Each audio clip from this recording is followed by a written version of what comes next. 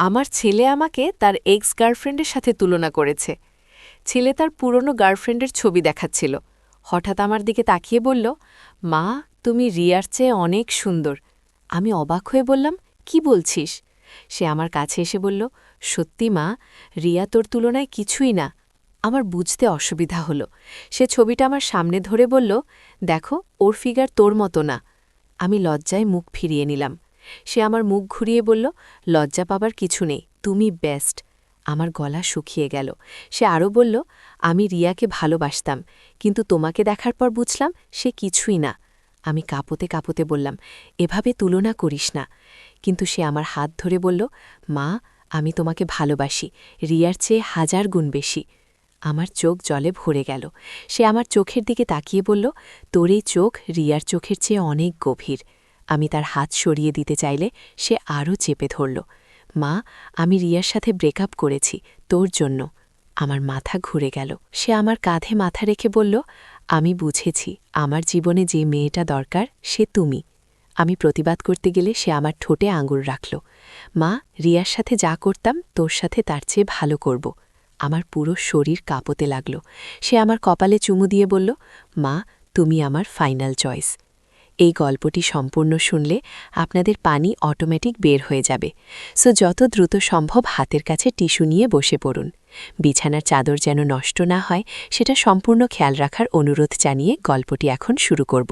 তার আগে সর্বশেষ অনুরোধ, দয়া করে এমন পানি বের করার গল্প নিয়মিত শুনতে আমাদের চ্যানেলটি সকলেই সাবস্ক্রাইব করুন। ধন্যবাদ। হ্যালো বন্ধুরা, আমার নাম মাধবী রায়। আমার বয়স 42 বছর। আমার স্বামীর নাম রাজেশ রায়, বয়স 45 বছর। আমাদের 2 সন্তান, আর্জুন আর রিমা। আর্জুন 19 বছর বয়সী কলেজে পড়ে। রিমা 13 বছর বয়সী স্কুলে যায়। গত মঙ্গলবার সকালের কথা। আমি ঢাকার বাসায় একা ছিলাম। রাজেশ অফিসে গেছে, রিমা স্কুলে। আর কলেজ থেকে ফিরে এসে সরাসরি তার রুমে গেল। আমি ভাত রান্না করছিলাম। হঠাৎ আর্জুন এসে বলল, মা, তুমি একটু এদিকে এসো তো। আমি গেলাম। দেখি সে তার ল্যাপটপে কিছু দেখছে। কি ব্যাপার জিজ্ঞেস করতেই সে একটা ছবি দেখালো। এই দেখো, আমার এক্স গার্লফ্রেন্ড রিয়ার ছবি। আমি ছবিটা দেখে বললাম, বেশ সুন্দর তো মেয়েটা, কেন ব্রেকআপ করলি? আর্জুন একটু চুপ করে থেকে বলল, মা, তুমি রিয়ার চেয়ে 1000 গুণ সুন্দর। আমি অবাক হয়ে বললাম, কি বলছিস তুই? ছেলে মেয়ের সাথে মায়ের তুলনা হয় নাকি? কিন্তু আর্জুন থামল না। সে বলতে থাকল, না মা, সত্যি কথা বলছি, তোমার ফিগার, তোমার চেহারা, তোমার চোখ সবকিছুই রিয়ার চেয়ে অনেক ভালো। আমার মুখ লাল হয়ে গেল। এসব কি বলছিস তুই? লজ্জা করে না? আমি বললাম। আর আমার কাছে আরও এগিয়ে এসে বলল, মা, লজ্জার কিছু নেই। আমি রিয়াকে ভালোবাসতাম, কিন্তু এখন বুঝতে পারছি তুমি সবচেয়ে পারফেক্ট। আমার হৃদয় দ্রুত স্পন্দিত হতে লাগল। আর্জুন, কি বলছিস? আমি তোর মা, আমি কাঁপা গলায় বললাম। সে আমার হাত ধরে বলল, মা, আমি জানি তুমি আমার মা, কিন্তু তুমি একজন সুন্দর নারীও তো। আমি তার হাত সরিয়ে দিতে চাইলাম, কিন্তু সে আরও শক্ত করে ধরল। মা, আমি রিয়ার সাথে ব্রেকআপ করেছি। কেন? আমি জিজ্ঞেস করলাম। কারণ তোর জন্য মা। আর্জুন বলল। আমার মাথা ঘুরতে লাগল। তুমি আমার জীবনে যে জায়গাটা দখল করে আছো, রিয়া সেখানে পৌঁছাতে পারবে না কখনো। আমি কাঁপতে কাঁপতে বললাম, আর্জুন, এসব কি বলছিস তুই? আমার ছেলে। সে আমার চোখের দিকে তাকিয়ে বলল, মা, তোর এই চোখ রিয়ার চোখের চেয়ে অনেক গভীর। আমি যখন তোকে দেখি আমার মন ভরে যায়। এরপর যা ঘটল সেটা আমার জীবনের সবচেয়ে অদ্ভুত মুহূর্ত। আর্জুন হঠাৎ করে আমার কাঁধে মাথা রাখল। মা, আমি বুঝেছি, আমার জীবনে যে মেয়েটা দরকার সে তুমি। আমি প্রতিবাদ করতে গেলে সে আমার ঠোঁটে আঙুল রাখল। মা, রিয়ার সাথে যা করতাম তোর সাথে তার চেয়ে ভালো করব। আমার পুরো শরীর কাঁপতে লাগল। সে আমার কপালে চুমু দিয়ে বলল, মা, তুমি আমার ফাইনাল চয়েস। আমি তাকে ধাক্কা দিয়ে সরিয়ে দিলাম। তুই পাগল হয়ে গেছিস নাকি? আমি রেগে গিয়ে বললাম। কিন্তু আর্জুন হাসতে হাসতে বলল, মা, রাগ করো না, আমি শুধু একটা এক্সপেরিমেন্ট করছিলাম। আমি অবাক হয়ে বললাম, কীরকম এক্সপেরিমেন্ট? সে বলল, মা, আমি একটা রিসার্চ প্রজেক্ট করছি। বিষয় হলো খিমা ও ছেলের মধ্যে মানসিক দূরত্ব। আমি দেখতে চাইছিলাম তুমি কি রিয়াকশন দেবে যদি আমি এমন কথা বলি। আমি মাথায় হাত দিয়ে বসে পড়লাম। তুই এত বড় পাগল, আমার তো হার্ট অ্যাটাক হওয়ার জোগাড় হয়েছিল। আর্জুন দুঃখিত হয়ে বলল, সরি মা, আমি জানতাম না তুমি এত টেনশন নেবে। কিন্তু গল্প এখানেই শেষ নয়। পরের দিন সকালে আর্জুন আবার আমার কাছে এলো। মা, কাল রাতে আমার একটা অদ্ভুত স্বপ্ন হয়েছে। আমি জিজ্ঞেস করলাম, কি স্বপ্ন? সে বলল, আমি স্বপ্নে দেখলাম যে আমাদের বাড়িতে একটা গুপ্তধন আছে। গুপ্তধন? আমি হেসে বললাম, অর্জুন, তুই কী সব বলছিস? সে গম্ভীর হয়ে বলল, না মা, সত্যি স্বপ্নে দেখলাম আমাদের বাড়ির মেঝের নিচে একটা লুকানো চেম্বার আছে, সেখানে অনেক সোনাপা আর পুরনো মুদ্রা রাখা আছে। আমি ভাবলাম ছেলেটা আবার কি পাগলামি করছে, কিন্তু আর্জুন বলতে লাগলো, মা, আমি একটা মেটাল ডিটেক্টর কিনেছি, চল আমরা বাড়ি খুঁজে দেখি। আমি বললাম, এসব বাজে কাজে সময় নষ্ট করিস না। কিন্তু সে জেদ করতে লাগলো, মা প্লিজ, শুধু একবার ট্রাই করে দেখি না। আমি অগত্যা রাজি হলাম। আর্জুন তার মেটাল ডিটেক্টর নিয়ে পুরো বাড়ি স্ক্যান করতে লাগলো। প্রথমে কিছু পেল না, কিন্তু হঠাৎ করে আমাদের রান্নাঘরের এক কোণে যন্ত্রটা বিপ বিপ করে উঠল। আর্জুন উত্তেজিত হয়ে বলল, মা, এখানে কিছু একটা আছে। আমি অবাক হয়ে বললাম, সত্যি? সে বলল, হ্যাঁ, এই ফ্লোর টাইলসের নিচে। আমরা সেই টাইলস তুলে দেখলাম যে সত্যিই নিচে একটা ছোট গর্ত আছে। আর্জুন টর্চ লাইট জ্বালিয়ে দেখল, মা, এখানে একটা ছোট বাক্স আছে। সে বাক্সটা বের করে আনল। এটা পুরনো কাঠের তৈরি, অনেক ভারী। আমরা বাক্সটা খুলে দেখলাম এর ভেতরে সত্যিই কিছু পুরনো সোনার অলংকার, রৌপ্য মুদ্রা আর কিছু কাগজপত্র আছে। আর্জুন চিৎকার করে বলল, মা, আমরা ধনী হয়ে গেলাম। আমার চোখ ছানাবড়া হয়ে গেল। কাগজগুলো দেখে বুঝলাম এগুলো আমার শ্বশুর মশাইয়ের আমলের। উনি এই বাড়ি তৈরি করার সময় এই গুপ্তধন লুকিয়ে রেখেছিলেন। আর্জুন বলল, মা, আমার স্বপ্ন সত্যি হয়েছে। আমি বললাম, কিন্তু কিভাবে তুই এটা জানতে পারলি? আর্জুন রহস্যজনকভাবে হাসল। মা, আসলে আমি তোমাকে সত্যি কথা বলিনি, আমার কোনো স্বপ্ন হয়নি। আমি অবাক হয়ে বললাম, তাহলে? সে বলল, আমি গত সপ্তাহে দাদাজির, রাজেশের বাবা, পুরনো ডায়েরি পেয়েছি। সেখানে এই গুপ্তধনের কথা লেখা ছিল। কিন্তু তুই কেন আমাকে স্বপ্নের কথা বললি? আমি জিজ্ঞেস করলাম। আর্জুন বলল, কারণ আমি জানতাম তুমি ডায়েরির কথা শুনলে বিশ্বাস করবে না, কিন্তু স্বপ্নের কথা শুনে কৌতূহলী হবে। আমি তার বুদ্ধিমত্তায় মুগ্ধ হয়ে গেলাম। তুই সত্যিই খুব চালাক, আমি বললাম। এরপর আমরা গুপ্তধনের সব জিনিস গুনে দেখলাম। প্রায় 5 লাখ টাকার মতো সম্পদ ছিল। সন্ধেবেলা রাজেশ অফিস থেকে এসে এই খবর শুনে অবাক হয়ে গেলেন। এ কি, বাবা তো কখনো এইসবের কথা বলেননি। তিনি ডায়েরিটা পড়ে দেখলেন। হ্যাঁ, এটা বাবার হাতের লেখা। রিমা স্কুল থেকে ফিরে এসে সবকিছু জেনে খুব খুশি হল। মা, এখন আমরা নতুন গহনা কিনব? রিমা জিজ্ঞেস করল। আমি হেসে বললাম, হ্যাঁ কিনব। রাজেশ বললেন, কিন্তু এই টাকা আমরা আর্জুনের পড়াশোনায় খরচ করব। সে এখন কলেজে পড়ছে। আর্জুন বলল, বাবা, আমি চাই এই টাকা দিয়ে আমাদের বাড়িটা আরেকটু বট করি, মায়ের জন্য একটা সুন্দর বাগান করি। আমার মন খুশি হয়ে গেল। তুই সত্যিই ভালো ছেলে, আমি তাকে বললাম। কিন্তু গল্প এখানেই শেষ নয়। পরের সপ্তাহে আর একটা চমক। সে বলল, মা, আমি ডায়েরিতে আরও কিছু লেখা দেখেছি। দাদাজি লিখেছেন যে এই বাড়িতে আরও 2টা গুপ্তধন আছে। আমি অবাক হয়ে বললাম, সত্যি? সে ডায়েরিটা দেখিয়ে বলল, হ্যাঁ, দেখো এখানে লেখা আছে, দ্বিতীয় গুপ্তধন পুকুরের পাড়ে পুরনো আম গাছের নিচে, তৃতীয় গুপ্তধন ঘরের ছাদে পানির ট্যাঙ্কের পেছনে। গিয়ে আমরা সবাই মিলে পরের দিন খোঁজা শুরু করলাম। প্রথমে পুকুরের পাড়ের আম গাছের নিচে খুঁড়লাম। প্রায় 3 ফুট খুঁড়ে আমরা আর একটা বাক্স পেলাম। এতে ছিল আরও কিছু সোনার মুদ্রা আর পুরনো দলিল। তারপর ছাদে গিয়ে পানির ট্যাঙ্কের পেছনে খুঁজলাম। সেখানেও একটা প্লাস্টিকের বাক্স পেলাম। এতে ছিল কিছু হীরার গহনা আর একটা চিঠি। চিঠিতে দাদাজি লিখেছিলেন যে এই সম্পদ তিনি তার নাতি নাতনিদের জন্য রেখে যাচ্ছেন। আর্জুন চিঠিটা পড়ে চোখে পানি এনে ফেলল। দাদাজি আমাদের কত ভালোবাসতেন। আমিও কেঁদে ফেললাম। হ্যাঁ, উনি সত্যিই খুব ভালো মানুষ ছিলেন। এভাবে আমরা মোট 3টে গুপ্তধন পেয়ে প্রায় 15 লাখ টাকার মালিক হয়ে গেলাম। রাজেশ বললেন, এই টাকা দিয়ে আমরা একটা ছোট ব্যবসা শুরু করব, আর আর্জুন পড়াশোনা শেষ করে আমাদের সাহায্য করবে। কিন্তু আর্জুন আর একটা বড় সারপ্রাইজ দিল। সে বলল, মা, আমি ডায়েরিতে আর একটা অদ্ভুত জিনিস দেখেছি। আমি জিজ্ঞেস করলাম, কি? সে বলল, দাদাজি লিখেছেন যে আমাদের পাশের বাড়িতেও একটা গুপ্তধন আছে। পাশের বাড়িতে? রাজেশ অবাক হয়ে বললেন। আর্জুন ডায়েরি দেখিয়ে বলল, হ্যাঁ, এখানে লেখা আছে যে দাদাজি একবার পাশের বাড়ির মালিক করিমউদ্দিন চাচার সাথে একসাথে একটা বড় ব্যবসা করেছিলেন।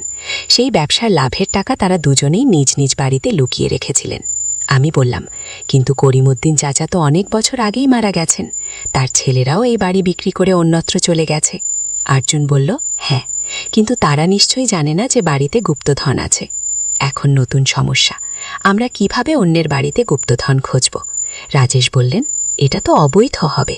কিন্তু অর্জুন বলল, না বাবা, ডায়েরিতে লেখা আছে যে দাদাজি আর করিম চাচা একসাথে এই টাকা জমিয়েছিলেন, তাই এটা আমাদেরও অধিকার। আমরা সবাই মিলে ভাবলাম কি করা যায়। শেষে রাজেশ বললেন, আমি করিম চাচার বড় ছেলে রশিদের সাথে কথা বলবো, তাকে পুরো ব্যাপারটা জানাবো। পরের দিন রাজেশ রশিদকে ফোন করে সবকিছু জানালেন। রশিদ প্রথমে বিশ্বাস করল না, কিন্তু ডায়েরিটা দেখানোর পর সে রাজি হয়ে গেল। সে বলল, চাচা, আপনারা যদি সত্যিই কিছু পান তাহলে আমরা অর্ধেক অর্ধেক ভাগ করে নেব। আমরা সবাই মিলে পাশের বাড়িতে গেলাম। সেই বাড়িটা এখন খালি পড়ে আছে। ডায়েরি অনুযায়ী গুপ্তধনটা ছিল বারান্দার নিচে। অর্জুন মেটাল ডিটেক্টর দিয়ে স্ক্যান করল। সত্যি বারান্দার এক কোণে যন্ত্রটা সিগন্যাল দিল। আমরা সেখানে খুনবট কলসি পেলাম। কলসির ভেতরে ছিল প্রচুর সোনার মুদ্রা আর গহনা। রশিদ অবাক হয়ে বলল, আমার বাবা আমাদের কখনো এসবের কথা বলেননি। আমরা পরিবার। রাজেশ বললেন, মাধবী ঠিক কথা বলেছে। এই টাকা দিয়ে আমরা আমাদের জীবনযাত্রার মান উন্নত করব, কিন্তু বিলাসিতায় মজে যাব না। কিন্তু অর্জুনের কৌতূহল এখানেই শেষ হল না। সে ডায়েরিটা আরও মন দিয়ে পড়তে লাগল। একদিন সকালে সে আমার কাছে এসে বলল, মা, আমি ডায়েরিতে একটা মানচিত্র দেখেছি। মানচিত্র? আমি অবাক হয়ে বললাম। সে ডায়েরির একটা পাতা দেখিয়ে বলল, হ্যাঁ, দেখো, এখানে দাদাজি আমাদের এলাকার একটা ম্যাপ এঁকেছেন, আর এই ক্রস চিহ্ন দিয়ে কিছু জায়গা মার্ক করেছেন। আমি মানচিত্রটা দেখলাম। সত্যি, দাদাজি আমাদের পুরো এলাকার একটা মানচিত্র এঁকেছিলেন। তাতে ৫-৬টা জায়গায় ক্রস চিহ্ন দেওয়া ছিল। রাজেশ এসে মানচিত্রটা দেখে বললেন, এগুলো নিশ্চয়ই আরও গুপ্তধনের জায়গা। অর্জুন উত্তেজিত হয়ে বলল, বাবা, চল আমরা সব জায়গা খুঁজে দেখি। কিন্তু এবার সমস্যা হল, এই জায়গাগুলো সব আলাদা আলাদা মানুষের জমিতে। আমি বললাম, আমরা তো অন্যদের জমিতে খুঁড়তে পারি না। অর্জুন বলল, মা, আমার একটা পরিকল্পনা আছে। আমরা সবার সাথে কথা বলে তাদের অংশীদার বানিয়ে নেব। যে যার জমিতে গুপ্তধন পাবে আমরা অর্ধেক নেব আর তারা অর্ধেক নেবে। এই পরিকল্পনা ভালো লাগলো আমাদের। পরের কয়েকদিন আমরা এলাকার সবার সাথে কথা বললাম। প্রথমে কেউ বিশ্বাস করল না, কিন্তু আমরা যখন আমাদের পাওয়া গুপ্তধনের কথা বললাম তখন সবাই রাজি হয়ে গেল। প্রথমে আমরা আমাদের পাশের করিমালির বাগানে খুঁজলাম। সেখানে একটা বড় পুরনো জামগাছের নিচে সত্যি একটা গুপ্তধন পেলাম। এতে ছিল প্রায় ৮ লাখ টাকার সোনা পাও। করিমালি খুশিতে কেঁদে ফেলল। আল্লাহর রহমতে আমিও ধনী হয়ে গেলাম। সে কথা অনুযায়ী ৪ লাখ টাকা আমাদের দিয়ে দিল। এরপর আমরা মসজিদের ইমাম সাহেবের বাড়ির পেছনের জমিতে খুঁজলাম। সেখানেও পেলাম প্রায় ৬ লাখ টাকার সম্পদ। ইমাম সাহেব বললেন, এই টাকা দিয়ে আমি মসজিদের সম্প্রসারণ করব। এভাবে একটার পর একটা জায়গায় আমরা গুপ্তধন পেতে লাগলাম। মানচিত্রে মোট ৬টা জায়গা মার্ক ছিল। সব মিলিয়ে আমরা প্রায় ৫০ লাখ টাকার সম্পদ পেলাম, আর আমাদের ভাগে এলো ২৫ লাখ টাকা। কিন্তু সবচেয়ে বড় ঘটনা ঘটল শেষ জায়গাটায়। এটা ছিল আমাদের স্কুলের মাঠের এক কোণে। স্কুলের হেডমাস্টার সাহেব প্রথমে রাজি হলেন না, কিন্তু পরে যখন আমরা বললাম যে পাওয়া টাকা স্কুলের উন্নতিতে খরচ করা হবে, তখন তিনি রাজি হলেন। সেখানে আমরা যা পেলাম সেটা ছিল সবচেয়ে বড় আবিষ্কার। একটা বট কলসিতে ছিল প্রচুর সোনার মুদ্রা, হীরার গহনা আর সবচেয়ে গুরুত্বপূর্ণ একটা চিঠি। চিঠিতে দাদাজি লিখেছিলেন তার পুরো জীবনের কাহিনী। তিনি একজন বট ব্যবসায়ী ছিলেন। ব্রিটিশ আমলে তিনি অনেক টাকা কামিয়েছিলেন, কিন্তু দেশভাগের সময় তিনি সব টাকা এখানে সেখানে লুকিয়ে রেখেছিলেন। চিঠির শেষে তিনি লিখেছিলেন, আমি জানি না আমার নাতিনাতনিরা এই সম্পদ পাবে কিনা, কিন্তু যদি পায় তাহলে এই টাকা দিয়ে যেন তারা দেশের উন্নতিতে কাজ করে। অর্জুন চিঠিটা পড়ে বলল, মা, দাদাজির ইচ্ছা আমাদের পূরণ করতে হবে। আমি তার কথায় গর্ব অনুভব করলাম। এতে বড় সম্পদ পেয়েও সে দাদাজির কথা মনে রেখেছে। আমরা স্কুলের জন্য ১০ লাখ টাকা দিয়ে দিলাম। এই টাকা দিয়ে স্কুলে নতুন ক্লাসরুম, লাইব্রেরি আর কম্পিউটার ল্যাব তৈরি হল। হেডমাস্টার সাহেব খুব খুশি হয়ে আমাদের পরিবারের নামে একটা ফলক লাগিয়ে দিলেন। এরপর আমরা এলাকায় একটা বিনামূল্যে চিকিৎসা কেন্দ্র খুললাম। দরিদ্র মানুষরা যেন বিনামূল্যে চিকিৎসা পায়। অর্জুন বলল, মা, এভাবে আমরা দাদাজির স্বপ্ন পূরণ করতে পারছি। কিন্তু এই গল্পের আরও একটা মোড় বাকি ছিল। একদিন অর্জুনের কলেজের এক বন্ধু আমাদের বাড়িতে এলো। তার নাম সলমান। সে অর্জুনকে বলল, দোস্ত, তুই কিভাবে এত টাকার মালিক হলি? আর পুরো ঘটনা বলল। সলমান শুনে বলল, তোর দাদাজি নিশ্চয়ই একজন বিশেষ মানুষ ছিলেন, কিন্তু আমার সন্দেহ হয় যে এই গুপ্তধনের পেছনে আরও কোনো রহস্য আছে। আমি জিজ্ঞেস করলাম, কী রকম রহস্য? সলমান বলল, আন্টি, অর্জুনের দাদাজি যে এত বুদ্ধিমান ছিলেন, তিনি নিশ্চয়ই আরও কোনো ক্লু রেখেছেন। হয়তো আরও বড় কোনো গুপ্তধন আছে। আর্জুন ডায়েরিটা আবার হাতে নিয়ে পাতা উল্টাতে লাগল। হঠাৎ করে একটা পাতার কোণে ছোট করে কিছু লেখা লিখতে পেল। মা, এখানে কি যেন লেখা আছে। আমরা ম্যাগনিফাইং গ্লাস দিয়ে দেখলাম।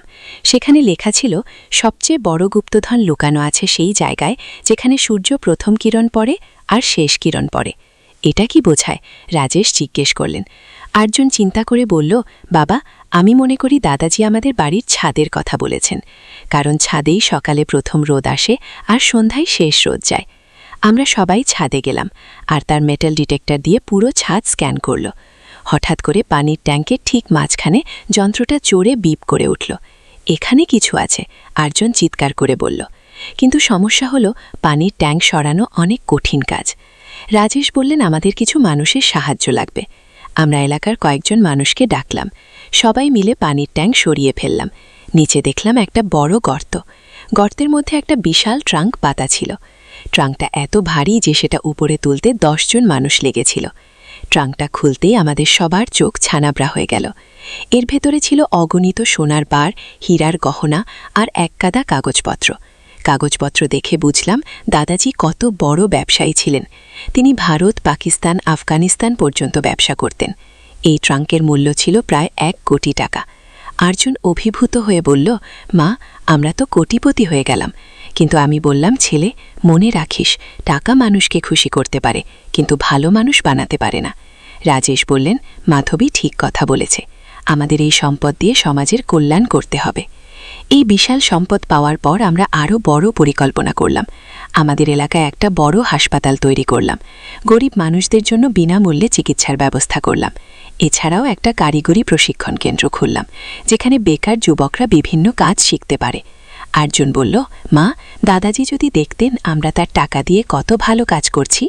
কিন্তু সবচেয়ে বড় সারপ্রাইজটা আসল 1 মাস পরে। একদিন আমাদের বাড়িতে একজন বৃদ্ধ লোক এলো। তিনি বললেন, আমি করিমউদ্দিনের ছোট ভাই আব্দুর রশিদ।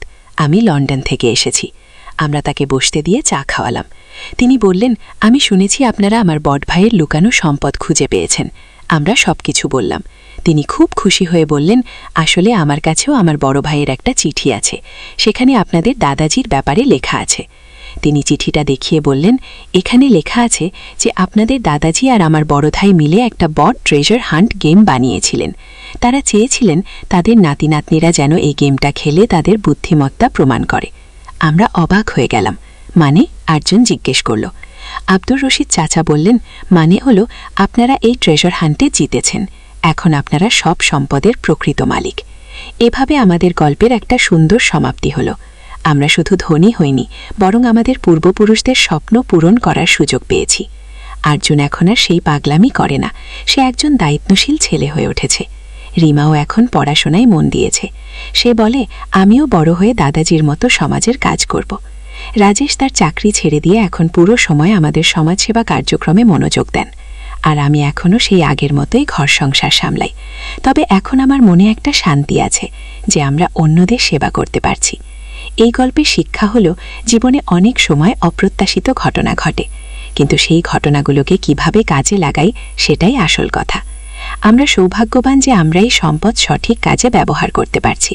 আর সবচেয়ে বড় কথা হলো, পরিবারের ভালোবাসা আর একসাথে থাকাটাই সবচেয়ে বড় সম্পদ।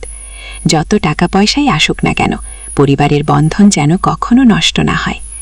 আজ আর্জুন যখন আমাকে বলে, মা, আমি তোমাকে সবচেয়ে বেশি ভালোবাসি, তখন আমি জানি সে সত্যিকারের ভালোবাসার কথা বলছে। আর সেটাই আমাদের পরিবারের সবচেয়ে বড় গুপ্তধন। একদিন আলী সাহেব সোহেলের অফিসে এলেন। সোহেল তাকে দেখে অবাক হয়ে গেল। স্যার, আপনি এখানে? হ্যাঁ সোহেল, তোমার অফিস একবার দেখতে চাইলাম। খুব সুন্দর হয়েছে গো। আলী সাহেব পুরো অফিস ঘুরে দেখলেন, কর্মচারীদের সাথে কথা বললেন। তারপর সোহেলের রুমে এসে বসলেন। সোহেল, তুমি অনেক দূর এসেছ। মনে আছে 7 বছর আগে তুমি যখন আমার অফিসে প্রথম এসেছিলে চা বানানোর কাজ করতে? হ্যাঁ স্যার, সব মনে আছে। ইউন, আমি গর্বিত যে আমি তোমাকে একটা সুযোগ দিয়েছিলাম, আর তুমি সেই সুযোগকে কাজে লাগিয়েছ। জানো সফলতার মূল সূত্র কি? কি স্যার? কঠোর পরিশ্রম, সততা আর হাল না ছাড়া। তোমার মধ্যে এই 3টা গুণই আছে। সোহেল চোখে জল নিয়ে বলল, আপনি না থাকলে আজ আমি এখানে পৌঁছাতে পারতাম না। স্যার, না সোহেল, আমি শুধু একটা দরজা খুলে দিয়েছিলাম। ভেতরে ঢুকে পথ তৈরি করেছ তুমি নিজে গো। আলী সাহেব চলে যাওয়ার আগে বললেন, আমার একটা বড় প্রজেক্ট আছে, একটা 20 ফ্লোর বিজনেস টাওয়ার। আমি চাই তুমি এই প্রজেক্টে আমার সাথে পার্টনার হও, 50-50। রাজি? সোহেল অবাক হয়ে গেল। এত বড় প্রজেক্ট, স্যার? আমার কি যথেষ্ট সামর্থ্য আছে? আছে, আমি বিশ্বাস করি। ও, সোহেল রাজি হয়ে গেল। এটা তার জীবনের সবচেয়ে বড় প্রজেক্ট হবে। 5ম অধ্যায়, বর চ্যালেঞ্জ। 20 ফ্লোর বিজনেস টাওয়ারের কাজ শুরু হলো। এটা সোহেলের জীবনের সবচেয়ে বড় চ্যালেঞ্জ। প্রজেক্টের বাজেট প্রায় 10 কোটি টাকা। সোহেলকে 5 কোটি টাকা ইনভেস্ট করতে হবে। সোহেল তার সব সঞ্চয়, ব্যাংক লোন আর কিছু ইনভেস্টর থেকে টাকা জোগাড় করল। এটা একটা বিশাল ঝুঁকি। যদি প্রজেক্ট ব্যর্থ হয়, সব শেষ। মিনা চিন্তিত ছিল। সোহেল, এত বড় ঝুঁকি নেওয়া ঠিক হবে? মিনা, জীবনে বড় কিছু করতে হলে ঝুঁকি নিতে হয়। আমি এই সুযোগ হাতছাড়া করতে চাই না আগে। কিন্তু যদি কিছু ভুল হয়? ভুল হবে না। আমি আলী সাহেবের সাথে আছি, উনি আমাকে গাইড করবেন। প্রজেক্ট শুরু হলো। প্রথম 6 মাস সব ভালোই চলছিল, কাজ সময় মতো হচ্ছে, বাজেট ঠিক আছে। কিন্তু 7 মাসের মাথায় একটা বড় সমস্যা দেখা দিল। একজন প্রধান ইনভেস্টর হঠাৎ তার টাকা ফেরত চাইলেন।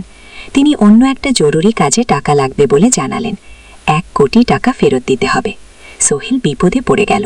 1 কোটি টাকা এখন কোথায় পাবে? প্রজেক্টের সব টাকা ঢেলে দিয়েছে।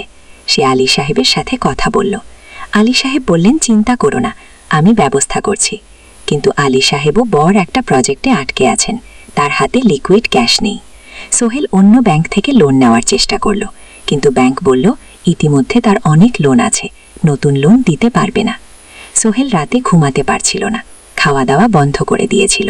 মিনা? তাকে দেখে খুব চিন্তিত হয়ে গেল সোহেল। প্লিজ, নিজেকে এভাবে শেষ করে ফেলো না, কোনো একটা রাস্তা বের হবেই। কিন্তু সোহেল কোনো রাস্তা দেখতে পাচ্ছিল না। ইনভেস্টর 15 দিন সময় দিয়েছে। 15 দিনের মধ্যে টাকা ফেরত না দিলে তিনি আইনি ব্যবস্থা নেবেন। 10 দিন কেটে গেল। সোহেল কোনো সমাধান খুঁজে পেল না। সে প্রায় হাল ছেড়ে দিয়েছিল।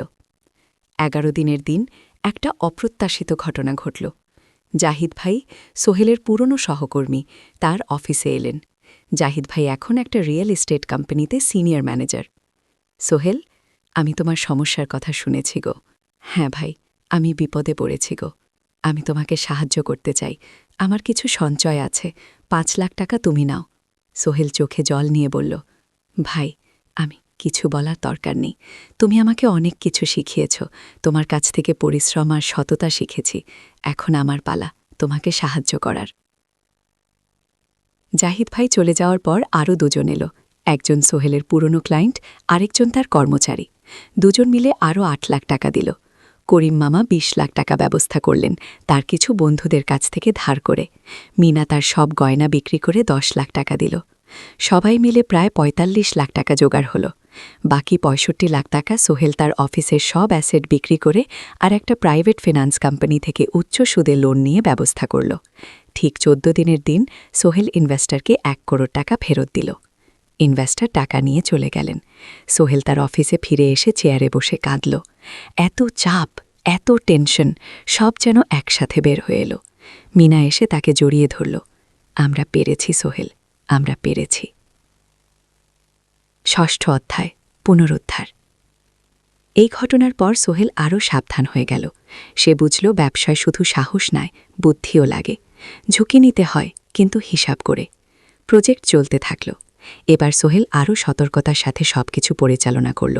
প্রতিটা খরচ হিসাব করল, প্রতিটা সিদ্ধান্ত ভেবে চিনতে নিল। আরও 1 বছর পর 20 ফ্লোর বিজনেস টাওয়ার সম্পন্ন হল।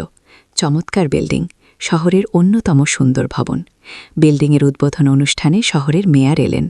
অনেক ব্যবসায়ী, সাংবাদিক এলো। সোহেলের নাম পত্রিকায় ছাপা হল। স্বপ্নের শহরে এক তরুণ উদ্যোক্তার সফলতার গল্প। প্রজেক্ট থেকে সোহেলের লাভ হল প্রায় 2 করোড় টাকা। এই টাকা দিয়ে সে সব ঋণ শোধ করল। জাহিদ ভাইয়ের টাকা ফেরত দিল, করিম মামার ঋণ শোধ করল। যারা সাহায্য করেছিল সবাইকে টাকা ফেরত দিল।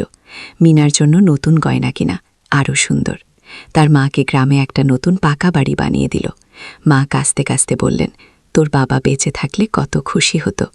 তুই আমার সব স্বপ্ন পূরণ করেছিস। সোহেল নিজেদের জন্য একটা ফ্ল্যাট কিনা, 4 রুমের ফ্ল্যাট, সমুদ্রের কাছে। এখন আর ভাড়া বাড়িতে থাকতে হয় না। সপ্তম অধ্যায় প্রতিদান। সোহেল এখন একজন প্রতিষ্ঠিত উদ্যোক্তা, কিন্তু সে তার শেখ ভুলেনি। যে গ্রাম থেকে সে এসেছে, যারা তাকে সাহায্য করেছে, কাউকেই ভুলেনি। সে তার গ্রামে একটা স্কুল বানিয়ে দিল, সোহেল ফাউন্ডেশন স্কুল। গরিব ছেলেমেয়েরা ফ্রিতে পড়তে পারবে।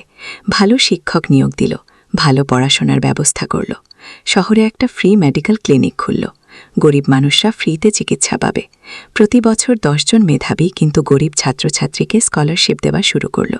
তারা বিনামূল্যে পড়াশোনা করতে পারবে। একদিন একটা টিভি চ্যানেল সোহেলের ইন্টারভিউ নিতে এলো। আপনার সফলতার গোপন সূত্র কি? সোহেল একটু ভেবে বলল, কঠোর পরিশ্রম, সততা আর হাল না ছাড়া। এই 3টি জিনিস যদি কারো মধ্যে থাকে, সে যে কোনো কিছু অর্জন করতে পারে। আর সবচেয়ে বড় কথা, যারা আমাকে সাহায্য করেছে তাদের ছাড়া আমি কিছুই না। একা কেউ সফল হতে পারে না। আগে আপনার পরবর্তী স্বপ্ন কি?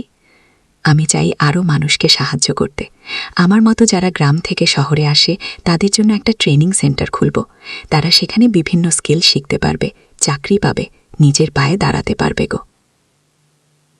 অষ্টাদশ অধ্যায় নতুন প্রজন্ম। আরও 5 বছর কেটে গেল। সোহেল এখন 45 বছরের। তার মেয়ে সারা এখন 9 বছরের। স্কুলে ক্লাস 4-এ পড়ে, খুব মেধাবী মেয়ে। একদিন সারা বাবাকে জিজ্ঞেস করল, বাবা, তুমি কিভাবে এত বড় হলে? আমার বন্ধুরা বলে তুমি একজন সফল মানুষ গো। সোহেল তাকে কোলে নিয়ে বসল। বাবা, তুমি জানো তোমার দাদু ছিলেন একজন স্কুল শিক্ষক, খুব সৎ মানুষ। কিন্তু আমরা গরিব ছিলাম। আমি রিক্সা চালাতাম গো। রিক্সা? হ্যাঁ। তারপর আমি এই শহরে এলাম। অনেক কষ্ট করেছি, কিন্তু হাল ছাড়িনি। মানুষ আমাকে সাহায্য করেছে, আর আমি কঠোর পরিশ্রম করেছি। বাবা, আমি ওকে তোমার মতো হতে পারবো? অবশ্যই পারবে বাবা। তবে মনে রেখো, সফলতা মানে শুধু টাকা পয়সা না। সফলতা মানে ভালো মানুষ হওয়া, অন্যদের সাহায্য করা, সৎ থাকা গো। সারা মাথা নাড়ালো, আমি ভালো মানুষ হব বাবা। সোহেল তার মেয়েকে জড়িয়ে ধরল। মনে মনে ভাবল, তার জীবনের সব কষ্ট সার্থক হয়েছে। মিনা রান্নাঘর থেকে ডাকল, খাবার তৈরি, এসো। সোহেল সারাকে নিয়ে ডাইনিং টেবিলে গেল। ঋতু এসেছে। সে এখন বিয়ে করেছে, তার একটা ছেলে হয়েছে। সোহেলের মাঝে মাঝে চট্টগ্রামে বেড়াতে আসেন, আজও এসেছেন। সবাই মিলে খেতে বসল। হাসি গল্পে ভরা পরিবার।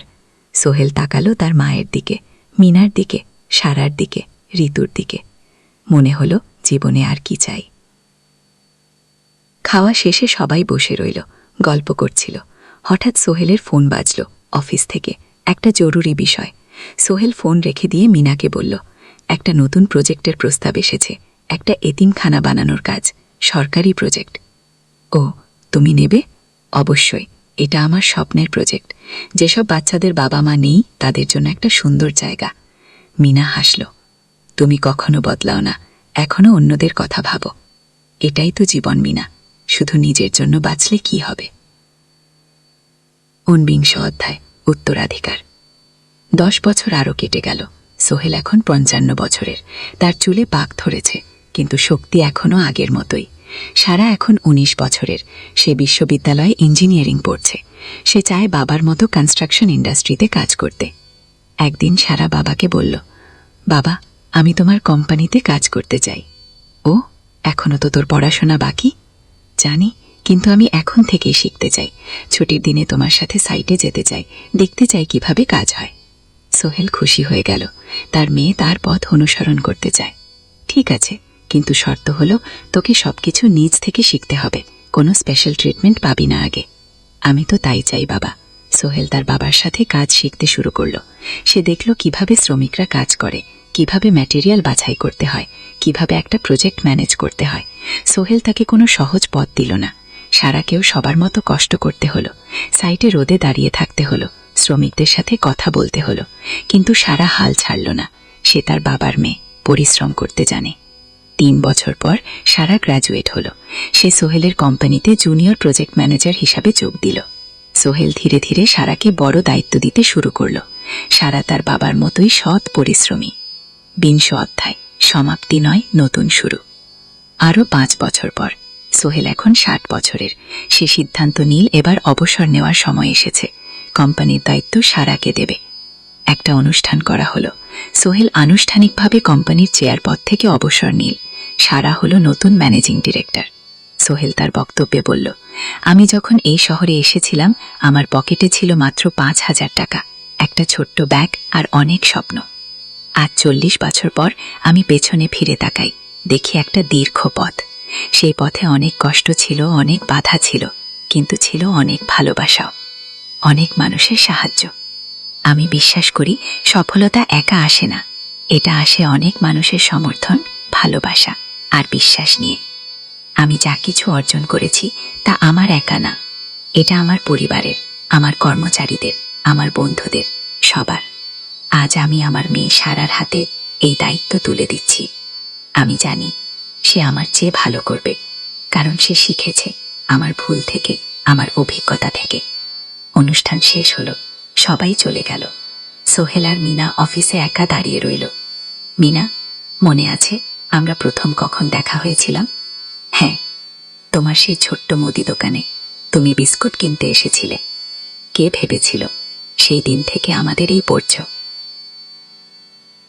স্বপ্নের শহর, প্রথম অধ্যায়, যাত্রা শুরু। সকাল 7টা বেজে গেছে।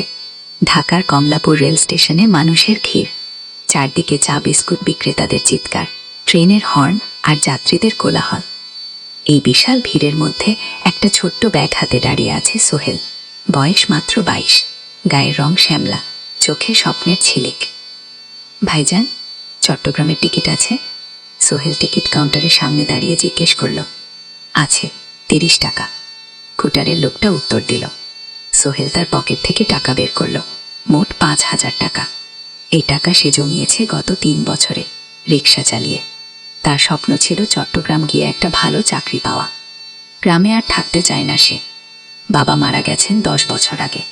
মা আর ছোট বোন ঋতুকে নিয়ে সংসার চালাচ্ছিল রিক্সা চালিয়ে। কিন্তু এভাবে তো আর সারা জীবন চলবে না। টিকিট কেটে সোহেল প্ল্যাটফর্মে এলো। ট্রেন ছাড়বে আর মাত্র 15 মিনিট পরে। সে একটা বেঞ্চে বসে পড়ল, ব্যাগটা বুকের কাছে চেপে ধরল। এই ব্যাগে আছে তার সব সম্পদ, কিছু কাপড়, একটা ছোট্ট ফটো ফ্রেমে বাবা মায়ের ছবি, আর কিছু টাকা। কোথায় যাচ্ছেন? পাশে বসা একজন বয়স্ক মানুষ জিজ্ঞেস করলেন। চট্টগ্রাম কাকা, চাকরি খুঁজতে যাচ্ছি। সোহেল বিনয়ের সাথে উত্তর দিল। ভালো, তবে শহরে সাবধানে থাকবেন। শহর মানে অনেক সুযোগ, কিন্তু অনেক ফাঁদও আছে। খুব বয়স্ক লোকটা বললেন। সোহেল মাথা নাড়াল। সে জানে শহরের জীবন সহজ না। করছিল সোহেল একটা চা কেনা, 10 টাকা চা।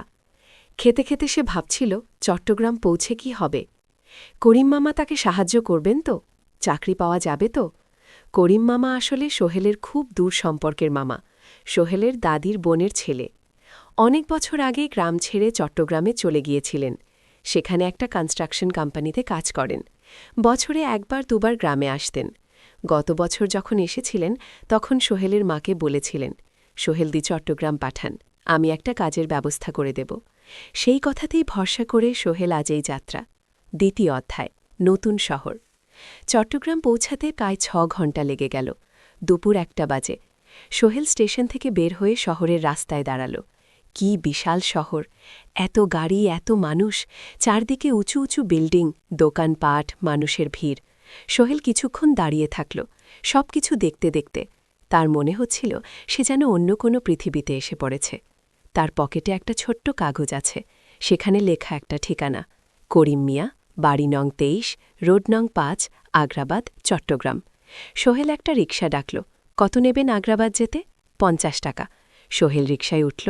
রাস্তার দুধারে দোকান, মার্কেট, অফিস, সবকিছু দেখতে দেখতে সে অবাক হয়ে গেল। এত বড় শহর, এত কিছু, গ্রামের সেই ছোট্ট বাজারের সাথে কোনো তুলনাই হয় না। প্রায় আধা ঘণ্টা পর রিকশা একটা পুরনো বাড়ির সামনে থামল। 3 তলা বাড়ি, কিন্তু রং উঠে গেছে। সিঁড়ি দিয়ে উঠেই 3য় তলায় করিম মামার ফ্ল্যাটে নক করল। দরজা খুললে এক মধ্যবয়সী মহিলা। কে? আসসালাম আলাইকুম আপা, আমি সোহেল, নোয়াখালীর গ্রাম থেকে এসেছি। করিম মামা বাড়িতে আছেন? মহিলা তাকে মাথা থেকে পা পর্যন্ত দেখল। করিম তো অফিসে গেছে। তুমি কে? কোথা থেকে এসেছ? সোহেল সব খুলে বলল। মহিলা তাকে ভেতরে ঢুকতে দিল। বসো। করিম সন্ধ্যায় ফিরবে। ফ্ল্যাটটা ছোট, 2টো রুম, একটা ছোট্ট রান্নাঘর আর একটা বাথরুম, কিন্তু সোহেলের কাছে খুব সুন্দর লাগল। গ্রামের সেই টিনের ঘরের চেয়ে তো অনেক ভালো। মহিলা তার নাম জানালো, সালমা, করিম মামার স্ত্রী। তাদের দুটো ছেলে, একজন ক্লাস 8-এ পড়ে, আরেকজন ক্লাস 5-এ। খেয়েছ? সালমা আপা জিজ্ঞেস করল। না আপা। গো, অপেক্ষা করো, ভাত আছে, মাছ আছে, খাও। সোহেল প্রথমে রাজি হতে চাইল না, কিন্তু খুব খিদে পেয়েছিল। সকাল থেকে শুধু একটা চা আর বিস্কুট খেয়েছে। খাওয়া দাওয়ার পর সোহেল বসে রইল। সালমা আপা তাকে গল্প করতে লাগল। তোমার মা কেমন আছেন? তোমার বোন ভালো আছে? আপা, মার একটু গেটে বাত আছে, ওষুধ খাচ্ছেন, বোন স্কুলে পড়ে। খু, তুমি কি করতে চাও এখানে? চাকরি খুঁজছি আপা, যে কোনো কাজ করব, বাসায় মা আর বোনকে টাকা পাঠাতে হবে। সালমা আপা মাথা নাড়ল। করিম তোমার জন্য কিছু একটা করবে, সে ভালো মানুষ, সারাদিন অপেক্ষা করো। সোহেল সন্ধ্যা 6টায় করিম মামা ফিরলেন। 50-এর কাছাকাছি বয়স, কালো রঙের প্যান্ট শার্ট পরা, হাতে একটা ব্যাগ। আরে সোহেল, কবে এলি? করিম মামা খুশি হয়ে বললেন, আজ সকালে। মামাগি? করিম মামা তাকে জড়িয়ে ধরলেন। অনেকদিন পর দেখলাম, কেমন আছিস? ভালো আছি মামা। ভালো করেছিস এসে, এখানে অনেক সুযোগ আছে, তোর জন্য একটা কাজের ব্যবস্থা করে দেব, তবে প্রথমে কয়েকদিন এখানে থাক, শহরটা একটু চিনে নে, তারপর কাজে যোগ দিবি। গো। সোহেলের মনে আশার আলো জ্বলল। সে ভাবল হয়তো তার ভাগ্য এবার পাল্টাবে। 3য় অধ্যায়, প্রথম চাকরি। 1 সপ্তাহ পরেই করিম মামা সোহেলকে তার কোম্পানিতে নিয়ে গেলেন। কোম্পানির নাম আলামিন কনস্ট্রাকশন। অফিসটা শহরের কেন্দ্রে, 5 তলা একটা বিল্ডিংয়ের দোতলায়। মালিক আলী সাহেব, 50-এর কাছাকাছি বয়স, মোটা চেহারা, চোখে সোনার ফ্রেমের চশমা, বদমানুষ কিন্তু খুব কড়া। এই ছেলেটাকে কি কাজে লাগাবেন? আলী সাহেব করিম মামাকে জিজ্ঞেস করলেন। স্যার, ও আমার আত্মীয়, গ্রাম থেকে এসেছে, খুব পরিশ্রমী, যে কোনো কাজে লাগাতে পারেন। আলী সাহেব সোহেলের দিকে তাকালেন। তুমি কি পড়েছ? Sir, SSC pass, GPA 4। ভালো। কম্পিউটার চালাতে পারো? না স্যার, পারি না, কিন্তু শিখতে চাই। আলী সাহেব একটু ভাবলেন। ঠিক আছে, তোমাকে অফিসের কাজে রাখব, ফাইল গুছানো, চা বানানো, কাগজপত্র নিয়ে যাওয়া নেওয়া, মাসে 5,000 টাকা। রাজি আছো? জি স্যার। সোহেল খুশি হয়ে গেল। 5,000 টাকা? রিকশা চালিয়ে 4.5 পেত, এখানে 5,000। কাজ শুরু হলো পরদিন থেকে। সকাল 8টায় অফিসে যেতে হয়, ফিরতে হয় সন্ধ্যা 7টায়। প্রথম দিন সোহেল ঘুম থেকে উঠল ভোর 5টায়, তৈরি হয়ে 7:30টায় অফিসের উদ্দেশ্যে বের হলো। করিম মামার বাড়ি থেকে অফিস প্রায় 5 কিলোমিটার, বাসে যেতে হয়। অফিসে পৌঁছে সোহেল দেখল সেই প্রথম আলী সাহেব এখনও আসেননি। অফিস খোলা ছিল না। আর 10 মিনিট পর একজন লোক এসে অফিস খুলল। তুমি নতুন? জি, আমি সোহেল। আমি জাহিদ, অ্যাসিস্ট্যান্ট ম্যানেজার। এসো। জাহিদ ভাই সোহেলকে সবকিছু দেখালো। অফিসে মোট 6 জন কর্মচারী, 2 জন ইঞ্জিনিয়ার, একজন অ্যাকাউন্ট্যান্ট, একজন অ্যাসিস্ট্যান্ট ম্যানেজার জাহিদ ভাই, একজন রিসেপশনিস্ট, আর এখন সোহেল। সোহেলের কাজ শুরু হলো চা বানানো দিয়ে, তারপর অফিস পরিষ্কার করা, ফাইল গুছানো, কাগজপত্র এক জায়গা থেকে আরেক জায়গায় নিয়ে যাওয়া। কাজ কঠিন না, কিন্তু সারাদিন দৌড়ঝাঁপ করতে হয়। দুপুরে খাবারের জন্য আধা ঘণ্টা বিরতি। সোহেল একটা ছোট হোটেলে গিয়ে ভাত তরকারি খেল, 50 টাকা। সন্ধ্যায় অফিস বন্ধ হলো। সোহেল ক্লান্ত হয়ে বাসায় ফিরল। কেমন লাগলো প্রথম দিন? করিম মামা জিজ্ঞেস করলেন। ভালো মামা, অনেক কিছু শিখলাম। প্রথম মাসের শেষে সোহেল বেতন পেল 5,000 টাকা। সে 3,000 টাকা মাকে পাঠালো। মা ফোনে কাঁদতে লাগলেন। আল্লাহ তোকে ভালো রাখুক সোহেল। সোহেলের চোখেও জল এলো। তার মনে হলো সে একটা বট কাজ করতে পেরেছে। চতুর্থ অধ্যায়, শহরের জীবন। 3 মাস কেটে গেল। সোহেল এখন শহরের সাথে মিশে গেছে। প্রতিদিন অফিসে যাওয়া আসার পথে সে দেখে হাজারো মানুষের জীবন, কেউ সফল, কেউ ব্যর্থ, কিন্তু সবাই চলছে নিজের পথে। সোহেল অফিসের কাজের পাশাপাশি কম্পিউটার শেখার চেষ্টা করছে। অফিসে একটা কম্পিউটার আছে। যখন কেউ ব্যবহার করে না, তখন সোহেল একটু একটু শেখার চেষ্টা করে। জাহিদ ভাই তাকে সাহায্য করেন। সোহেল, তুমি যদি কম্পিউটার ভালোভাবে শিখতে পারো, তাহলে তোমার ভবিষ্যৎ উজ্জ্বল। গো। জাহিদ ভাই একদিন বললেন, কিভাবে শিখব ভাই? ট্রেনিং সেন্টারে যাও, সন্ধ্যায় ক্লাস আছে, মাসে 2,000 টাকা লাগবে। গো। সোহেল ভাবল 2,000 টাকা অনেক, কিন্তু এটা বিনিয়োগ, ভবিষ্যতের জন্য। সে একটা ট্রেনিং সেন্টারে ভর্তি হলো। সপ্তাহে 3 দিন সন্ধ্যা 7:30 থেকে রাত 9টা পর্যন্ত ক্লাস। কম্পিউটারের basic, Microsoft Word, Excel, PowerPoint, internet ব্যবহার। একদিন অফিস থেকে ফেরার সময় সোহেল একটা দোকানে চা খেতে গেল। দোকানের পাশেই একটা ছোট্ট মুদি দোকান। সেখানে একটা মেয়ে বসে আছে, বয়স হবে 20-র কাছাকাছি।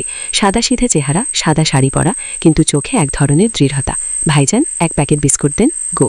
সোহেল বলল। মেয়েটা বিস্কুট দিল। 20 টাকা। সোহেল টাকা দিয়ে যাচ্ছিল। হঠাৎ মেয়েটা বলল, আপনি নতুন এসেছেন এই এলাকায়, তাই না? হ্যাঁ, 3 মাস হলো। কিভাবে বুঝলেন? আপনার চেহারা দেখেই বোঝা যায়, এখনও গ্রামের ছোঁয়া আছে, আর আপনি প্রতিদিন এই পথ দিয়ে যান, দেখেছি।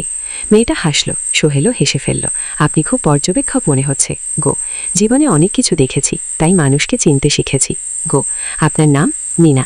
এই দোকান আমার বাবার, উনি অসুস্থ, তাই আমি দেখছি। গো সেদিন থেকে সোহেল প্রায় সেই দোকানে যেতে শুরু করলো। মিনার সাথে গল্প করত। ধীরে ধীরে তাদের মধ্যে একটা বন্ধুত্ব তৈরি হলো। মিনাও তার জীবনের গল্প বলল। মিনার মা মারা যাচ্ছেন যখন সে মাত্র 7 বছরের। বাবা আব্দুল হামিদ একা হাতে মিনাকে বট করেছেন। মুদি দোকান দিয়ে সংসার চালান। মিনা কলেজে পড়ে, অনার্স সেকেন্ড ইয়ার। সকালে কলেজে যায়, দুপুরে ফিরে এসে দোকান সামলায়। বাবার হার্টের সমস্যা আছে, তাই ভারী কাজ করতে পারেন না। তোমার স্বপ্ন কি? একদিন সোহেল জিজ্ঞেস করল। গ্র্যাজুয়েশন শেষ করে একটা ভালো চাকরি করব, তারপর বাবাকে ভালো চিকিৎসা করাবো। তুমি? আমিও চাকরি করে পরিবারকে ভালোভাবে দেখভাল করতে চাই। মা আর বোনকে নিয়ে শহরে আনবো একদিন। গো দুজনেই নিজেদের স্বপ্নের কথা বলতে গিয়ে বুঝে তাদের স্বপ্ন অনেকটা একই রকম। পঞ্চম অধ্যায়, বিপদ। 6 মাস কেটে গেল। সোহেল এখন আলী সাহেবের খুব প্রিয় কর্মচারী। সে শুধু চা বিস্কুট দেওয়ার কাজই করে না, এখন কম্পিউটারেও কিছু কাজ শিখেছে। ছোটখাটো টাইপিং, ডেটা এন্ট্রি এসব করতে পারে। আলী সাহেব খুশি হয়ে তার বেতন বাড়িয়ে 8,000 টাকা করে দিয়েছেন। একদিন রাতে সোহেল অফিস থেকে ফিরছিল। সেদিন একটু দেরি হয়ে গেছে, রাত প্রায় 9টা। সাধারণত সোহেল সন্ধ্যা 7:30টায় ফিরে, কিন্তু সেদিন অফিসে একটা জরুরি কাজ ছিল। বাস থেকে নেমে সোহেল বাড়ির দিকে হাঁটছিল। হঠাৎ একটা অন্ধকার গলিতে 3 জন লোক তাকে ঘিরে ধরল। তাদের চেহারা দেখেই বোঝা যাচ্ছিল ভালো উদ্দেশ্য নিয়ে আসেনি। টাকা দে, তাড়াতাড়ি, একজন বলল। তার হাতে একটা ছুরি। সোহেল ভয় পেয়ে গেল। ভাই, আমার কাছে খুব কম টাকা আছে। গো, যা আছে দে, তাড়াতাড়ি করো। সোহেল কাঁপতে কাঁপতে তার পকেট থেকে 5 টাকা বের করে দিল। এই টাকা দিয়ে সে বাজার করবে ভেবেছিল, কিন্তু ছিনতাইকারীরা সন্তুষ্ট হলো না। শুধু 5 টাকা? তোর ব্যাগে কি আছে? তারা সোহেলের ব্যাগ কেড়ে নিল। ব্যাগে ছিল তার মোবাইল, কম্পিউটার ট্রেনিং সেন্টারের সার্টিফিকেট আর কিছু গুরুত্বপূর্ণ কাগজপত্র। না ভাই, ব্যাগটা ফেরত দেন, ওতে আমার জরুরি জিনিস আছে। মোবাইল নিয়ে নেন, কিন্তু ব্যাগটা দেন। কিন্তু ওরা শুনল না। একজন সোহেলে জোরে ধাক্কা দিল। সোহেল পড়ে গেল। মাথা রাস্তার কংক্রিটে ধাক্কা লেগে গেল। রক্ত বের হলো। 3 জন দৌড়ে পালিয়ে গেল। কিছুক্ষণ সোহেল অজ্ঞান হয়ে পড়ে রইল। তারপর ধীরে ধীরে জ্ঞান ফিরল। মাথায় প্রচণ্ড ব্যথা। সে উঠে দাঁড়ানোর চেষ্টা করল, কিন্তু মাথা ঘুরছিল। কোনো মতে একটা দেয়াল ধরে দাঁড়ালো। একজন পথচারী তাকে দেখে থামল। কি হয়েছে ভাই? ছিনতাইকারী হয়েছে। কি? এসো, আমি তোমাকে হাসপাতালে নিয়ে যাই। গো, কিন্তু সোহেল রাজি হলো না। ঠিক আছে, বাড়ি যেতে পারবো। সে কোনো মতেই করিম মামার বাড়িতে পৌঁছালো। দরজা খুললেই সালমা আপা চিৎকার করে উঠলেন। ও আল্লাহ, কি হয়েছে? করিম মামা দৌড়ে এলেন। সোহেলকে ভেতরে নিয়ে গেলেন। তার মাথায় জল ঢেলে রক্ত পরিষ্কার করলেন। কথাটা বেশ গভীর। হাসপাতালে যেতে হবে। গো, করিম মামা বললেন। তারা একটা অটোরিকশা নিয়ে নিকটস্থ হাসপাতালে গেলেন। ডাক্তার সোহেলের মাথায় 3কে সেলাই দিলেন। বলল 1 সপ্তাহ বিশ্রাম নিতে হবে, কোনো ভারী কাজ করা যাবে না। হাসপাতাল থেকে ফিরে সোহেল শুয়ে রইল। তার মনে হচ্ছিল সবকিছু শেষ হয়ে গেছে। মোবাইল চলে গেছে, গুরুত্বপূর্ণ কাগজপত্র চলে গেছে। এখন 1 সপ্তাহ অফিস করতে পারবে না। পরদিন সকালে করিম মামা আলী সাহেবকে ফোন করে সব জানালেন। আলী সাহেব বললেন, ঠিক আছে, সোহেল ভালো হয়ে এলে আসবে, চিন্তার কিছু নেই। মিনা যখন এই খবর শুনল, সে সন্ধ্যায় সোহেলকে দেখতে এলো করিম মামার বাড়িতে। এনেছিল কিছু ফল। কি হয়েছিল? মিনা চিন্তিত গলায় জিজ্ঞেস করল। সোহেল সব বলল। মিনা রেগে গেল। এই শহরে এখন অনেক অপরাধ বেড়ে গেছে, পুলিশ কিছু করে না। তুমি পুলিশে রিপোর্ট করেছ? না, লাভ নেই। তবু করা উচিত। তোমার মোবাইলটা হয়তো খুঁজে পাওয়া যাবে। কি? করিম মামা সোহেলকে নিয়ে পুলিশ স্টেশনে গেলেন। জেনারেল ডায়েরি করলেন, কিন্তু পুলিশ খুব একটা আশা দিল না। দেখি কিছু করা যায় কিনা। সোহেল বুঝল মোবাইল আর ফিরবে না। সেই 1 সপ্তাহ সোহেলের জীবনের সবচেয়ে কঠিন সময় ছিল। সে শুধু শারীরিকভাবেই ক্ষতিগ্রস্ত হয়নি, মানসিকভাবেও ভেঙে পড়েছিল। প্রতি রাতে দুঃস্বপ্ন দেখত। সেই 3 জন ছিনতাইকারীর মুখ ভুলতে পারছিল না। মিনা প্রায় প্রতিদিন আসত, তাকে সাহস দিত। তুমি হাল ছেড়ো না সোহেল, জীবনে এরকম খারাপ সময় আসে, কিন্তু এটা কাটিয়ে ওঠাই হলো আসল বীরত্ব। সোহেলের মা গ্রাম থেকে ফোন করতেন, করিম মামার মোবাইল থেকে। তুই ভালো আছিস তো?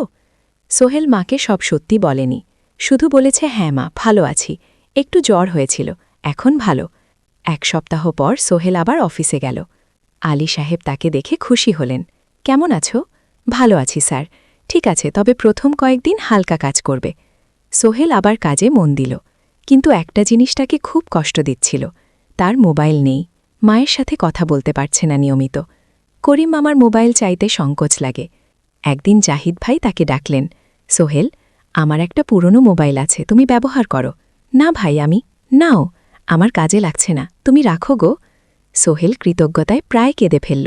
ধন্যবাদ ভাই। মোবাইল পেয়ে সোহেল প্রথমেই মাকে ফোন করল। মা খুব খুশি হলেন। এতদিন ফোন করিসনি কেন? মা, মোবাইলটা নষ্ট হয়ে গিয়েছিল, নতুন নিয়েছি। মায়ের গলায় স্বস্তি ফুটে উঠল। ষষ্ঠ অধ্যায়, নতুন সুযোগ। আরও 3 মাস কেটে গেল। সোহেল পুরোপুরি সুস্থ হয়ে গেছে।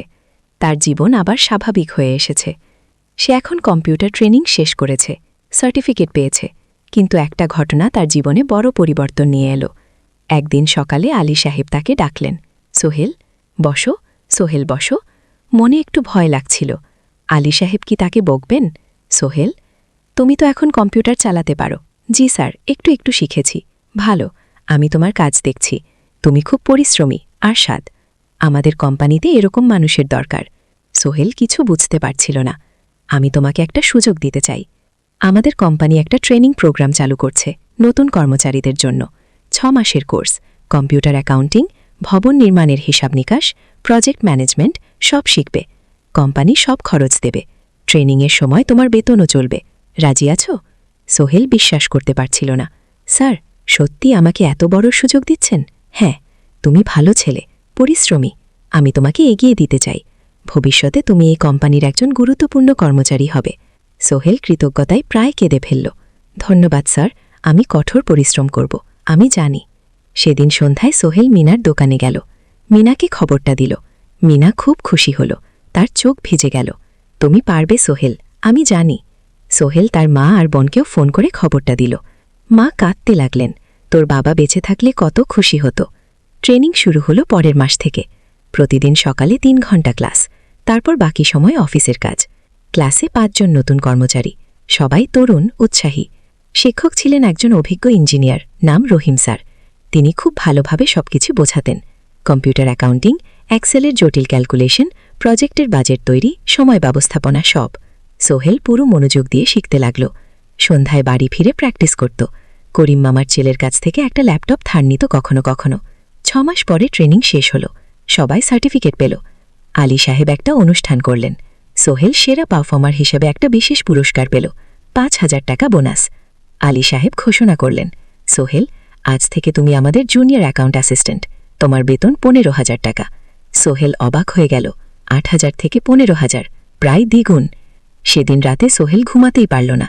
খুশিতে উত্তেজনায় তার চোখে ঘুম নেই। সে ভাবল তার জীবন কিভাবে বদলে যাচ্ছে। 2 বছর আগে যে রিকশা চালাক, আজ সে একটা নামকরা কোম্পানির অ্যাকাউন্ট অ্যাসিস্ট্যান্ট। 7ম অধ্যায়, প্রেম ও প্রস্তাব। 1.5 বছর হয়ে গেল সোহেলের চট্টগ্রাম আসার। সে এখন একজন সফল যুবক। তার মা গ্রামে খুব খুশি। প্রতি মাসে সোহেল 10,000 টাকা পাঠায়। ছোট বোন ঋতু এখন কলেজে ভর্তি হয়েছে সোহেলের পাঠানো টাকায়। মায়ের চিকিৎসাও ভালোভাবে হচ্ছে। মিনার সাথে সোহেলের সম্পর্ক এখন আর শুধু বন্ধুত্ব নয়, দুজন দুজনকে ভালোবাসে। কিন্তু কেউ কাউকে সরাসরি বলার সাহস পায়নি। প্রতিদিন দেখা হয়, গল্প হয়, কিন্তু সেই একটা কথা বলা হয়ে ওঠে না। একদিন শুক্রবার ছুটির দিন। সোহেল মিনাকে বলল, আজকে একটু ঘুরতে যাবে? কোথায়? পতেঙ্গা বিচ। তুমি কি কখনো গেছো? না, কিন্তু আমার দোকানগুল শুক্রবার তোমার বাবা সামলাবে। মিনা রাজি হয়ে গেল। দুপুরে দুজনে বাস নিয়ে পতেঙ্গা গেল। সমুদ্র দেখে মিনা অবাক হয়ে গেল। কি সুন্দর! দুজনে বালিতে বসল। ঢেউয়ের শব্দ শুনতে শুনতে গল্প করছিল। হঠাৎ সোহেল বলল, মিনা, তোমার সাথে কিছু বলার ছিল। সোহেল একটা লম্বা শ্বাস নিল। তুমি জানো, আমি তোমাকে ভালোবাসি। মিনা হাসল, তার চোখ ভিজে গেল। জানি, আমিও তোমাকে ভালোবাসি সোহেল। গো! সোহেল অবাক হয়ে গেল। সত্যি? হ্যাঁ, অনেকদিন ধরেই জানি। তুমি আমার জীবনে এসে সবকিছু বদলে দিয়েছ। তোমার সাথে থাকলে আমার মনে হয় আমি যে কোনো কিছু করতে পারবো। গো! দুজনে কিছুক্ষণ চুপ করে বসে রইল। সমুদ্রের ঢেউ এসে পায়ে লাগছিল। সূর্য পশ্চিমে ঢলে পড়ছে। আকাশ লাল কমলা হয়ে গেছে। কিন্তু আমার বাবার সাথে কথা বলতে হবে। কে? মিনা বলল, আমি তৈরি, যখন বলবে তখন বলবো। পরের সপ্তাহে সোহেল মিনার বাবার সাথে কথা বলল। আব্দুল হামিদ সাহেব প্রথমে একটু দ্বিধা করলেন। তুমি কোন পরিবারের ছেলে? তোমার বাবা কি করতেন? সোহেল সব সত্যি বলল। তার বাবা ছিলেন স্কুল শিক্ষক, মারা গেছেন 10 বছর আগে। মা গ্রামে থাকেন, ছোট বোন কলেজে পড়ে। তুমি নিজে কি করো?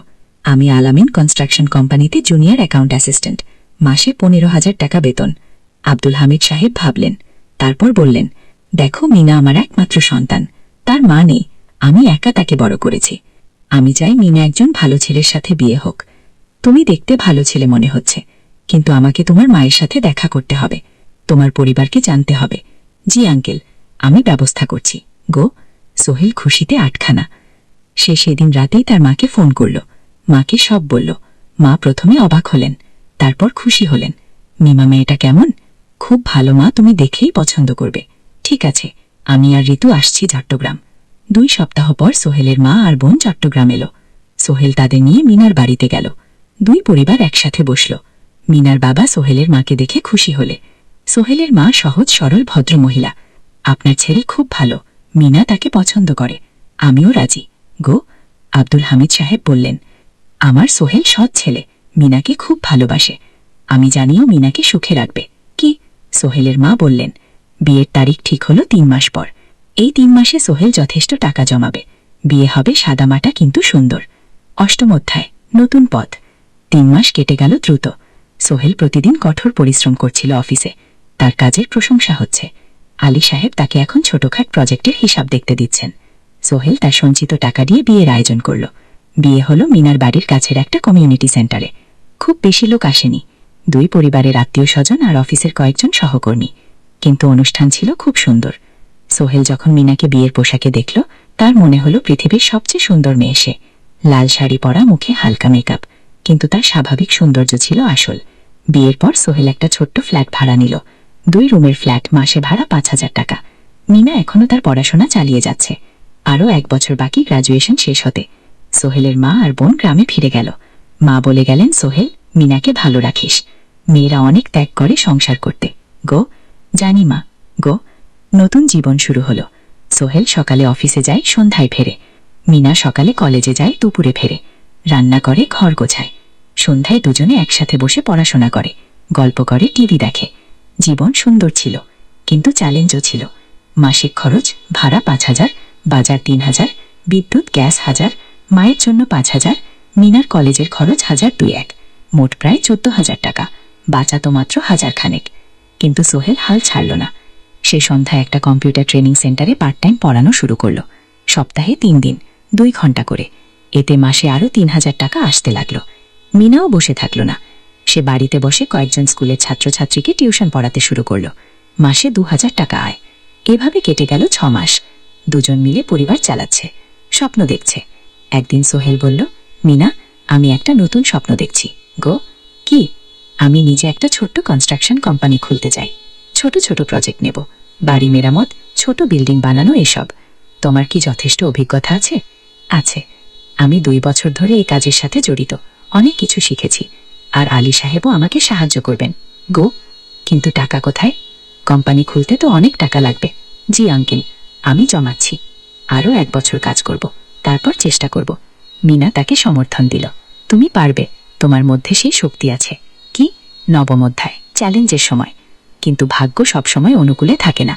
সোহেল যখন স্বপ্ন দেখছিল নিজের কোম্পানি খোলার, তখনই একটা বড় সমস্যা এলো। আলী সাহেবের কোম্পানি একটা বড় প্রজেক্ট পেয়েছিল, একটা 10 তলা বিল্ডিং বানানোর কাজ। কিন্তু প্রজেক্টের প্রধান ইনভেস্টর হঠাৎ পালিয়ে গেলেন।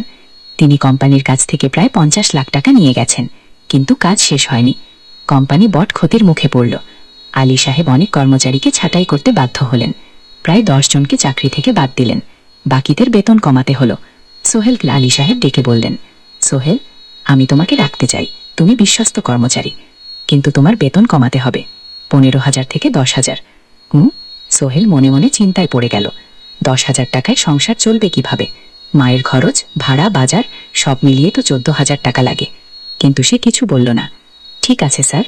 বাড়ি ফিরে সোহেল মিনাকে সব বলল। মিনা চিন্তিত হয়ে গেল। এখন কি হবে? চিন্তা করো না, আমি পার্ট টাইম টিউশনের সময় বাড়াবো। আর তুমিও বেশি করে টিউশন নাও। কিন্তু আমার তো পড়াশোনাও আছে গিফট। জানি, কিন্তু এখন এটাই করতে হবে গুল। সোহেল সন্ধ্যায় আরও 2টো জায়গায় পার্ট টাইম কাজ খোঁজে। একটা দোকানে সন্ধ্যায় হিসাব দেখার কাজ পেল, মাসে 2,000 টাকা। আরেকটা জায়গায় সপ্তাহান্তে কম্পিউটার রিপেয়ারের কাজ পেল, মাসে 1,500 টাকা। মিনা ও 3 জন নতুন স্টুডেন্ট।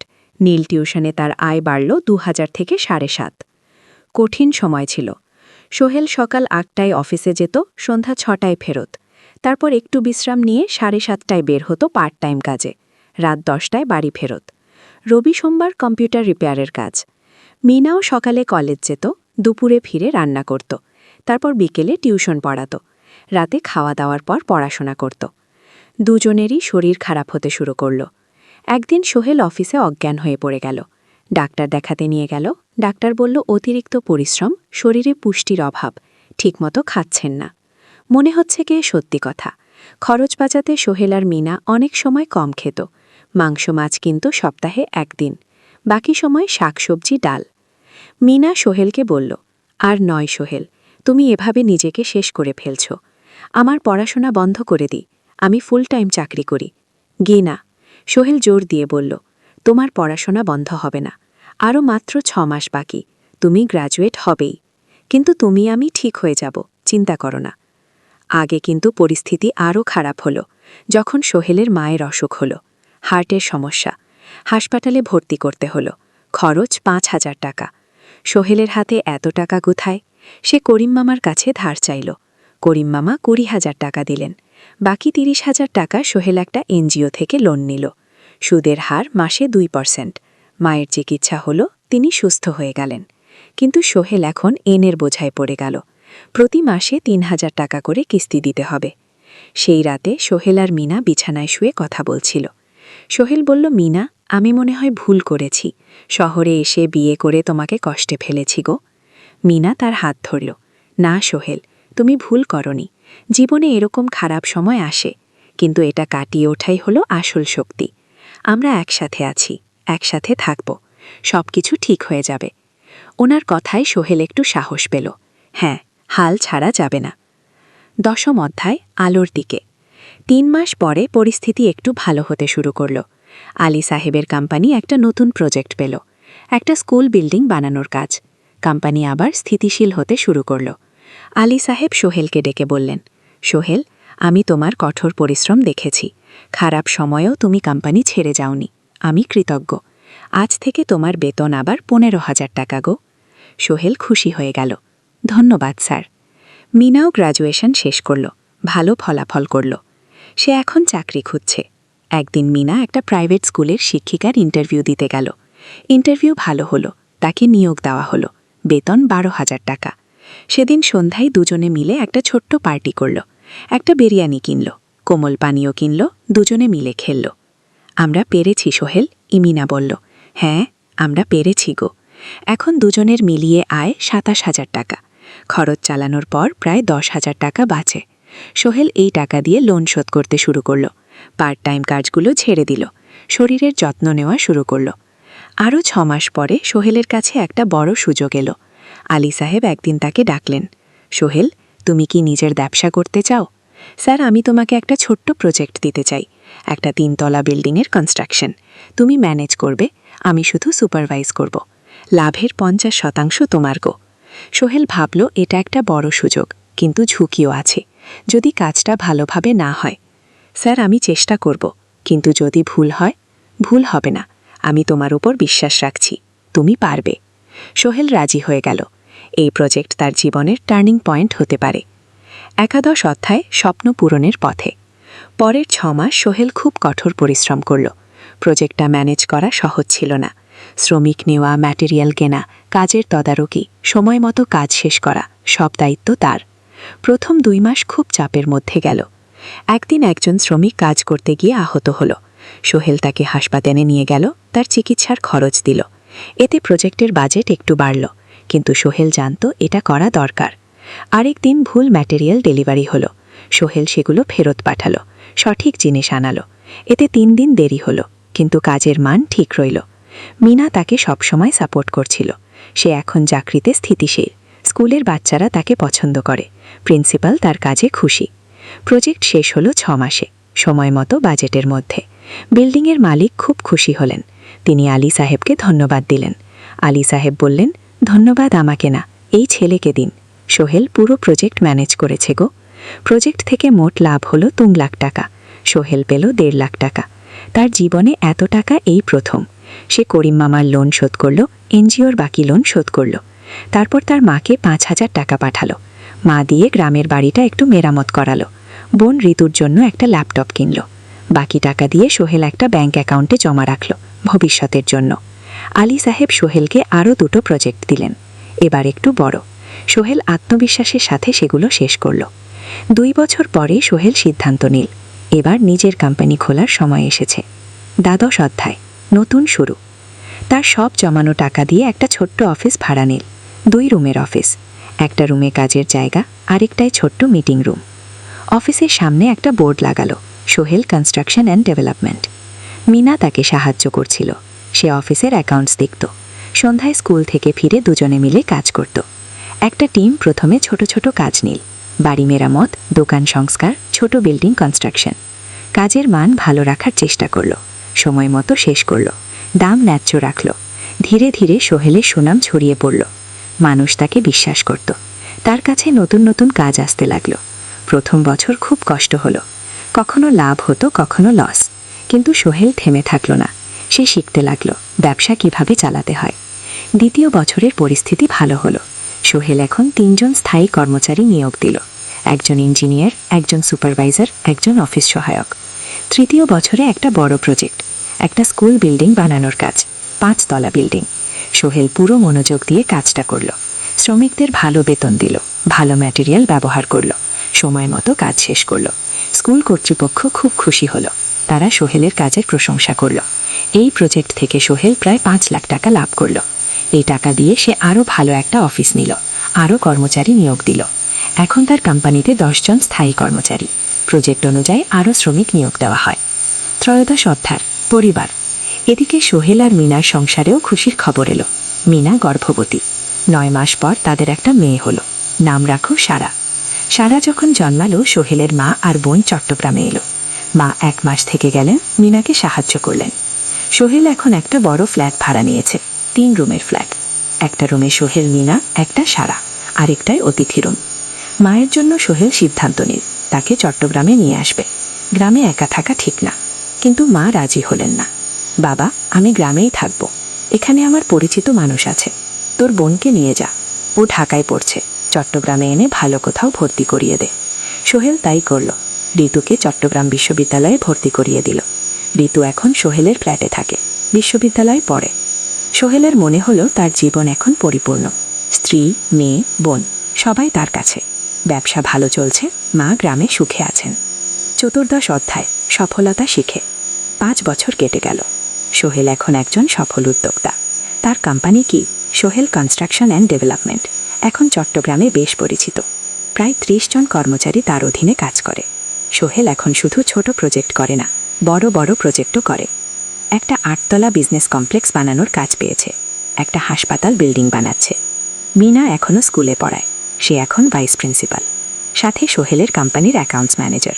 দুজনে মিলে ব্যবসা চালায়। সারা এখন 4 বছরের, স্কুলে ভর্তি হয়েছে, খুব চালাক মেয়ে। ঋতু বিশ্ববিদ্যালয় থেকে গ্র্যাজুয়েট হয়ে একটা ব্যাংকে চাকরি পেয়েছে। একদিন আলী সাহেব